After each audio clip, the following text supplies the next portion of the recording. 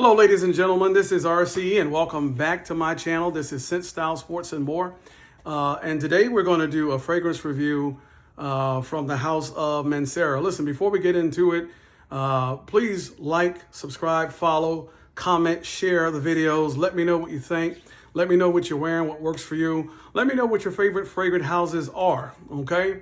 And today this is, again, another blind purchase. I want you guys to know that what has happened over the last few months is that I cleaned out my closet, all the fragrances that I liked but did not love, and I'm building a collection of fragrances that I absolutely love. I'm on a journey from designer to what I consider to be luxury fragrances, or designer fragrances that are designer with niche quality, to niche fragrances. And I'm building my collection, and right now I am the blind buy king because I purchased almost 70 fragrances over the last 2 to 3 months, and probably 98% of them have been blind purchases. I've done a few unboxings with you guys, and most of the purchases I've purchased based off of just the notes alone, and this fragrance was no different. So I'm going to share with you this fragrance. This is Black Vanilla from the house of Mancera. And you've seen me do a review before. Nice packaging.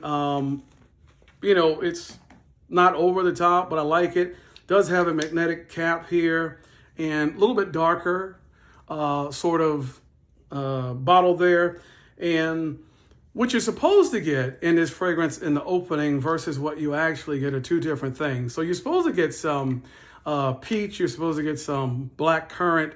But to be honest with you, I don't pick up any of that when this fragrance opens up. You're supposed to actually get a little coconut. So when I was reading the notes to purchase this fragrance, I thought, wow, that would be a nice, interesting opening with the coconut, with the black currant, and with the peach. However, what you get, it seems as if this fragrance skips the opening and goes right to the middle notes, and what you're going to pick up is some violet, you're going to pick up some rose, you're going to pick up some Egyptian jasmine. Now, I'm not heavy into florals, especially floral fragrances that lean heavy into the floral. I like floral fragrances, rose fragrances that are mixed with oud and different things like that, where the fragrance is, or where the floral is not the main player in the fragrance, but it's complementary and blended with something else. Right now, when I sprayed this just a few minutes ago, and this was, I've had this now for a little bit, I go right to the floral part and the rose, and I go right to the other portion where you get the jasmine. And to be honest with you, it's just not a nice opening of the fragrance, right? And I bought it because I was thinking it was going to be a little bit slightly masculine, with the vanilla sort of softening up as it tethers to the skin. But what I got is just pretty much a floral opening to the fragrance that smells slightly dark, but it's still floral leaning, okay? So the opening of the fragrance is absolutely unremarkable. And you're not picking up the peach, you're not getting the black currant, and you're certainly not getting the coconut. Now the violet and the rose, it's there, it's prominent, and this is the star of the show.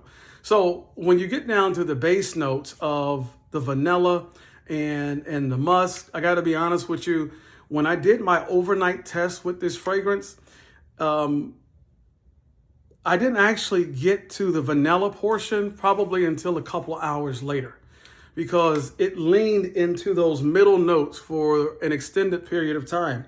Now, if you know anything about Mancera, what you notice is that it always has a very high oil concentration. So a lot of your fragrances are beast mode. And I did a review on red tobacco last week.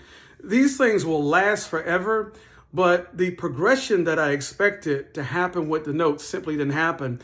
And it turned out to be a big disappointment for me. Gave it another shot and it performed the same way. Possibly if we let this one sit and macerate for a little while, maybe we'll get something different. But so far, I've been extremely disappointed in this fragrance as far as the development of the fragrance and the overall smell.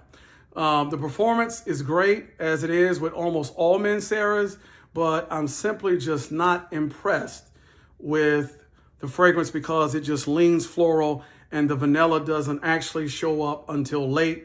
And by the time the vanilla takes over, that's all you're gonna get is the vanilla, and it's not blended, and it's just some vanilla on your arm that's completely unremarkable. So I wouldn't recommend this particular fragrance, but if you tried it and you liked it, I say go for it. Let me know. What do you think about Mancera? Have you tried this fragrance? Do you like it? Is it something that you would purchase again? Are you trying to trade it? What are you doing with it? Not impressed. Not something that I would recommend for you. I want to give you guys honest reviews. Was very disappointed with this fragrance. I have some others, the Amore Cafe and the Tonka Cola. Those fragrances I really do like. The Cedric Bose, I love those fragrances, but this one, not so much. Listen, find you something good to put on today. Go outside smelling good. Everybody should smell good. And remember, it's not how you start, it's how you finish.